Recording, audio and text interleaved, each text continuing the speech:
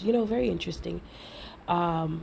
Differently than, seeing crazy people on the streets, whether it's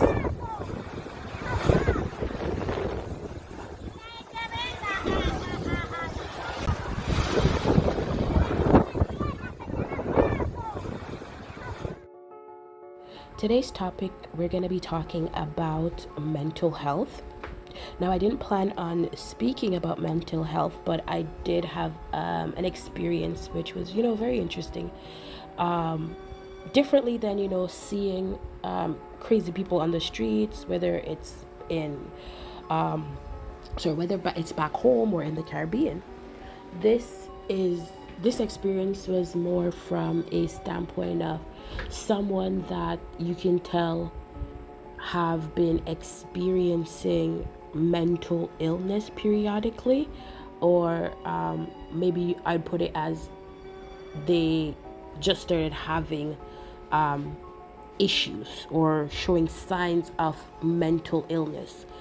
Now, we were heading to Santiago, and a young man came up to my husband and asked him for directions. And he spoke to my husband in Creole because, in the DR, Haitians are very friendly with each other. Most Haitians, I would say, once they acknowledge you as a Haitian, they'll come up to you and they'll automatically speak to you in Creole. Yeah, I actually do get that too, so I kind of feel special. So he asked my husband for directions as to the best way to get to Haiti. Now, the lady was sitting in front of us and she was showing signs of mental illness, but I didn't register it. I didn't register because she was very calm as well. I didn't register at all what was happening, and I didn't understand the conversation either. So my husband was explaining to me, he was asking for directions as to how to get to Port-au-Prince. Actually, that's the final destination they wanted to go to. So they bought a ticket to Santiago, same place as where we were going, and halfway in the trip, the young lady had an episode.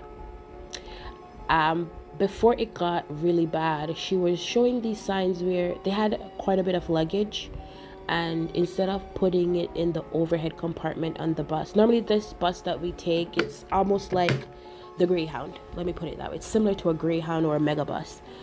So instead of putting the items in the overhead compartment, she kind of sat on it. She put it on the chair, she was sitting on it, and then she's kind of like clinging to the young man. It got to a point where she took her clothes off. She started taking off her shirt. I think if she could have taken her bra off, she would have done that. She was being very resistant and all that kind of stuff. Mind you, this young woman, she's really petite. She's smaller than me. If I would give her a weight, I would say she is about 130 pounds.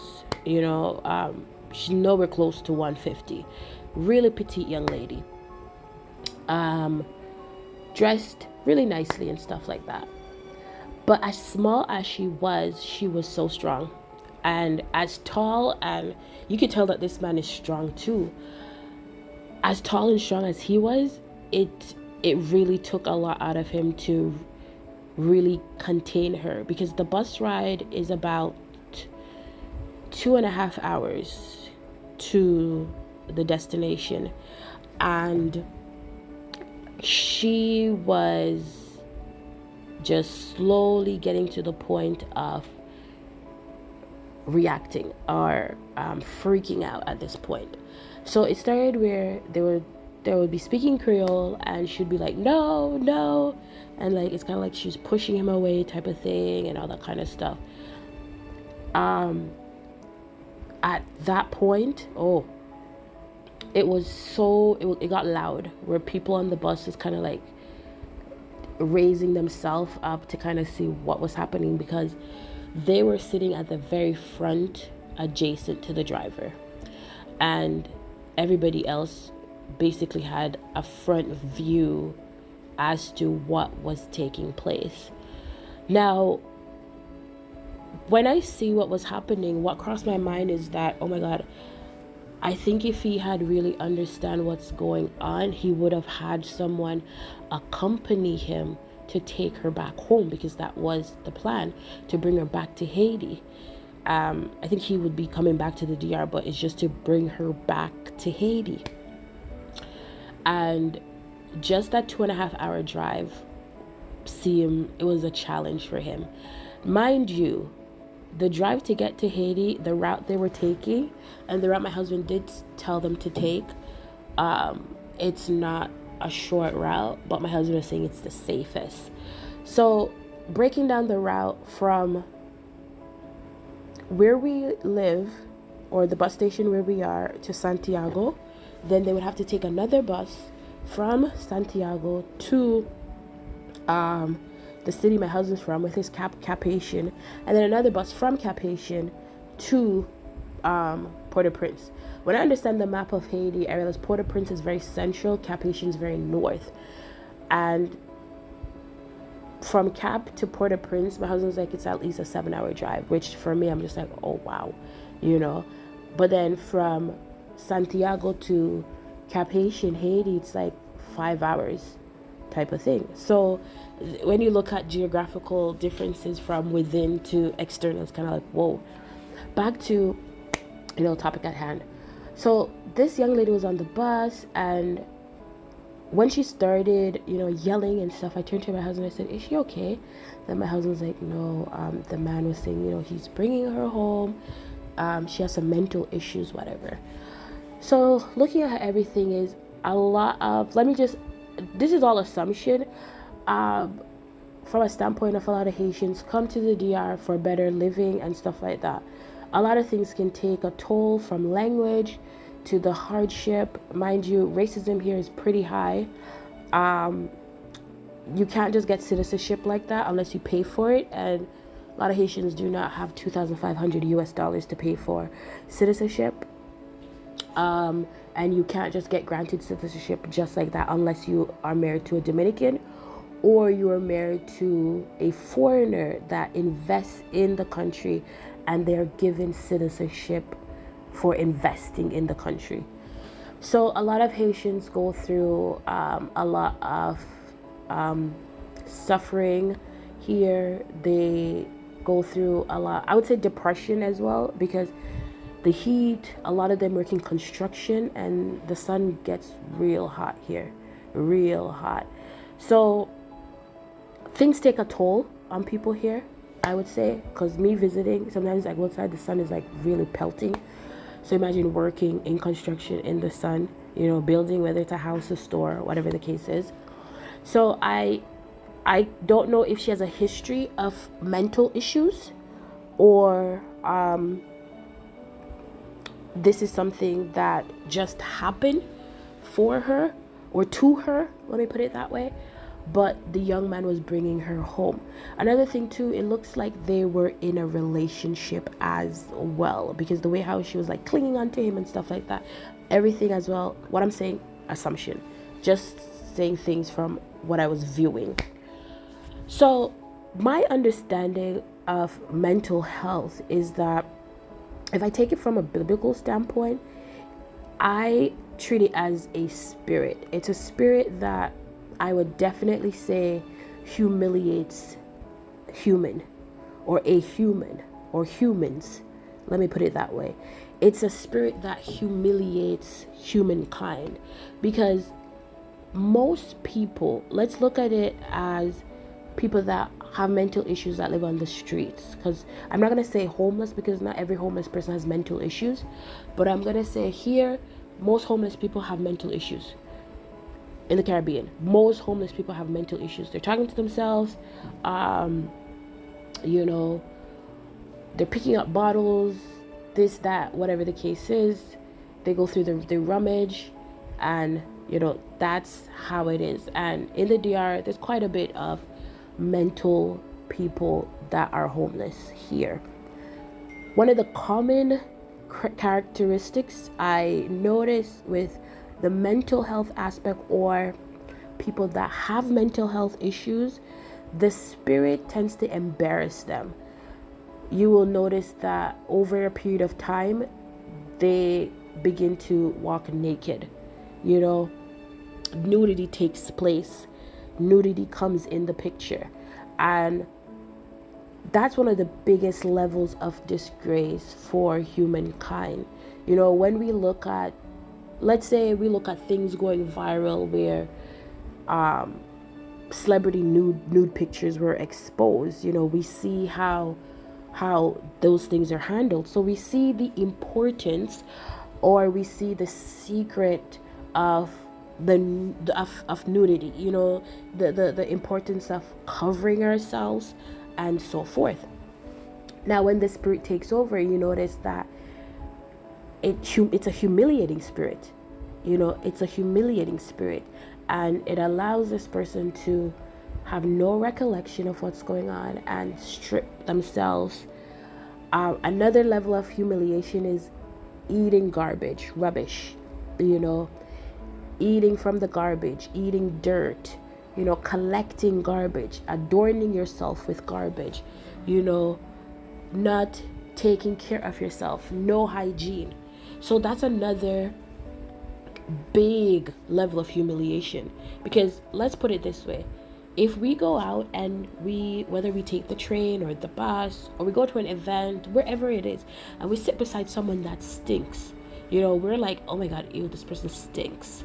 And if we say it loud enough and they hear it, they feel embarrassed, you know. But when a person has that mental issue, it doesn't matter how loud you say that they stink or whatever, it doesn't register for them, because sometimes it's like they're mumbling, and they don't care. You know what I mean? They go about their business, they go about their day. And it's one of those things where this spirit brings us, or anyone suffering from mental illness, to different levels of humiliation. You know, there's different types of mental illness. There's some where, you know, it's periodic, and then there's some where, as I said, when you look at the mad people on the street walking around, it's like, how do you really deal with them? As I said, I believe that most of these things, they are spirit, and there are ways to handle these things. And I believe if we follow a biblical standpoint in handling these things, it would be under better control. And I do believe that there are some mental illness that you can talk it through, you know, with the person, because sometimes people can have things bottled up inside for so long, and it can affect the chemical balance, you know, and it brings them into a state of mental illness. And not until that issue that they have kept inside, or the secret, whatever it is, not until that issue has been dealt with, you know, they will not feel that freedom, or the mind will not be at peace. Because I personally believe that it doesn't matter what level of mental illness you go through, the mind is not at peace at all.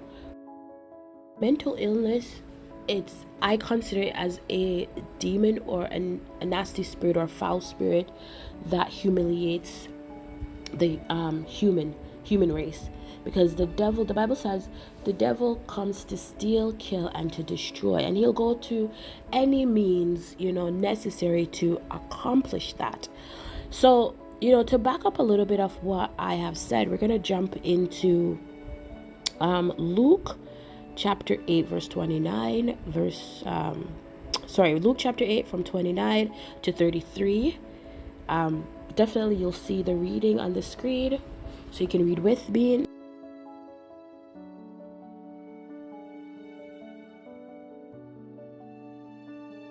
Jesus had commanded the impure spirit to come out of the man.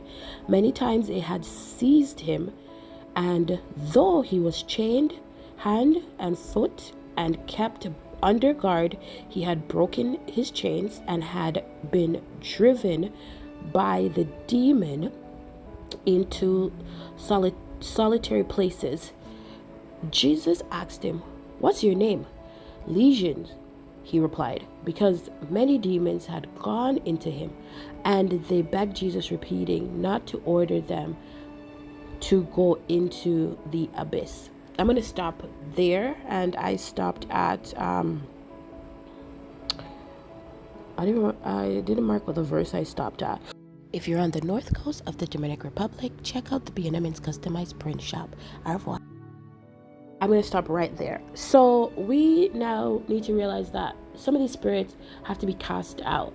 Following, the pattern that Christ did is what we need to do.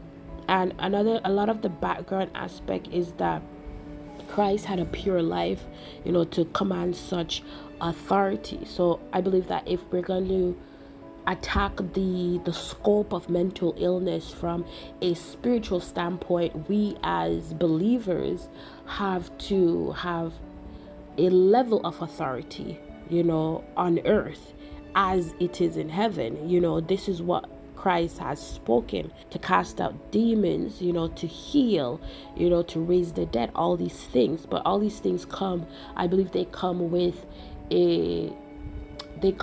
requirements. They come with our life being a certain way. So when we look at the whole aspect of mental illness, there are different ways of attacking this issue, different ways of attacking this nasty demon, this foul spirit. Hey, my kings and queens, if you're watching this far, thank you so much for your precious time. You could have spent it with someone else, but you chose to spend it with me. Continue to enjoy this video. Au revoir. Now, another thing I wanted to point out in the reading that I did is that the spirit, it says the man was bound hand and foot, and they're always chaining up this man. And if you read further, or the entire chapter, you'll also see that he not only was living in tombs. Some translation explains he living in tombs, but he was living amongst the dead. That's one. And he also hurt himself. So that's another thing too, that there's the level of hurting yourself, another part of humiliation, that he would hurt himself as well. So when we look at this issue of mental illness, I believe it's something that we have to tackle from a spiritual aspect, number one, and God will give us the wisdom of how to tackle it. Not everything needs, to be cast out. Certain things, there needs to be a dialogue, but when dialogue takes place, the Holy Spirit again has to be the one in charge, whether it's to cast out or to take that dialogue aspect. Another reading I will share with all of us as well is, this is the last one, is Luke chapter 9 verse 37. I would say till 43, but if you just read the whole chapter, you will get the picture. And this child was having seizures as well, and this type of seizure, the spirit would throw the child down. Imagine you are dressed nicely and you have a seizure, and you throw yourself down, you roll in the dirt, you foam at the mouth, and once that seizure is over, it's like you back to yourself. You look at how yourself is and you're like, oh my God, that's another level of, humiliation, another type of humiliation. So we see these spirits, and their whole focus is to destroy us, whether it's, let me sidetrack, whether it's mental illness or just, spirits, nasty spirits on a whole, their whole focus is just to destroy us. And if we get captured by the foul spirit of mental illness, whether it's being a lunatic, depression, epilepsy, different types, maybe epilepsy is not in the category of mental illness. Correct me if it isn't. Drop a comment down below. I'm not a professional. I'm just sharing my insights from a spiritual background.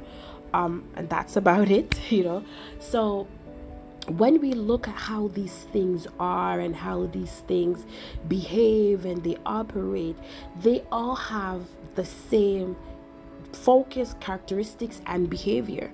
For some, it might behave one way. For some others, it might behave another way. But it's all the same. And their whole focus is to destroy mankind. When we look at the child, again, let me quickly just read a little verse here. It says here, the next day when they came down, jumping ahead, it says, "Teacher, I beg you, look at my son, for he is my only child. A spirit seizes him and he suddenly screams. It throws him into convulsions so that he foams at the mouth.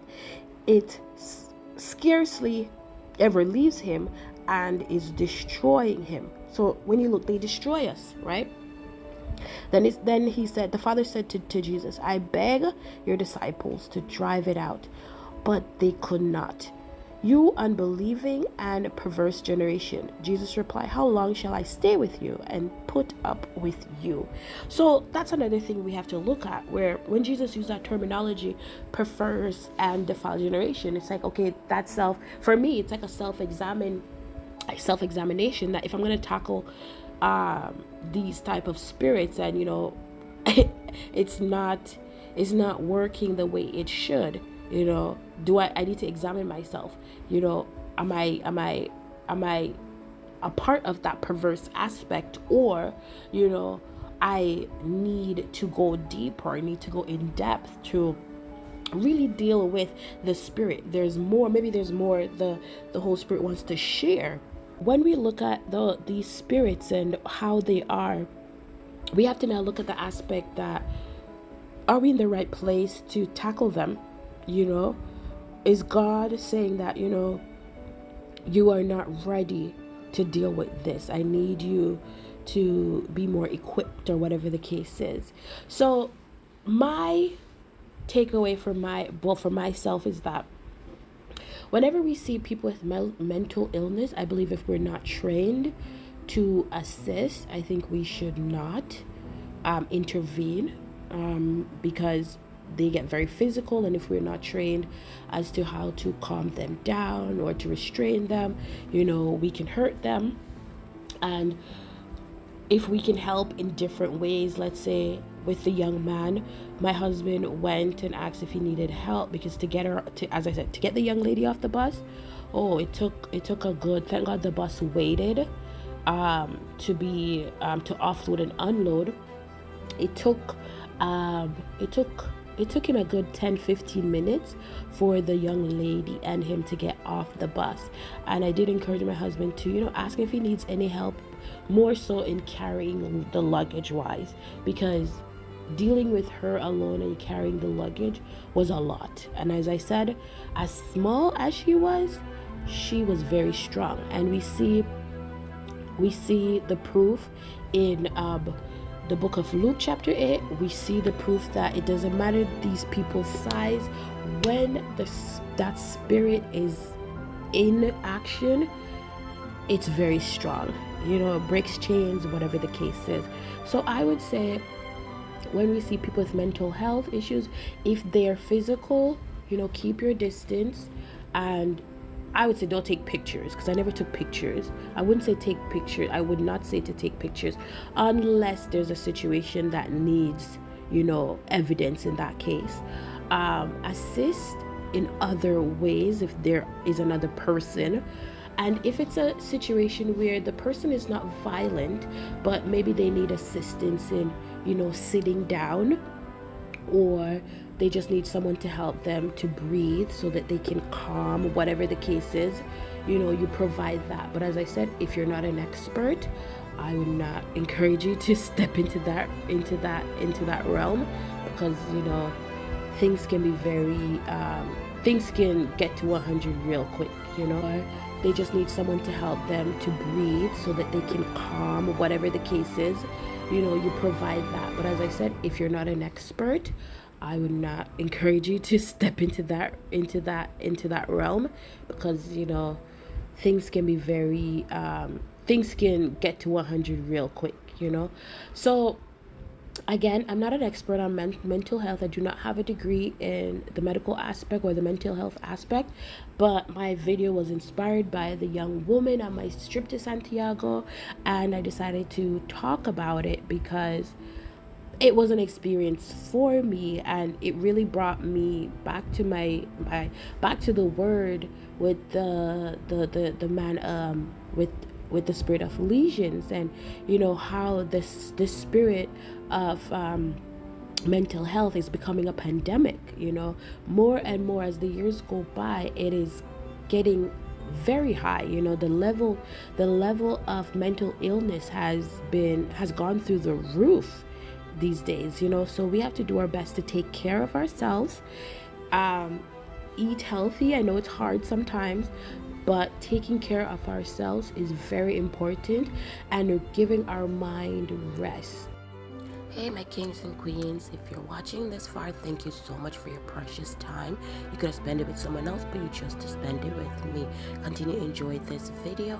Au revoir.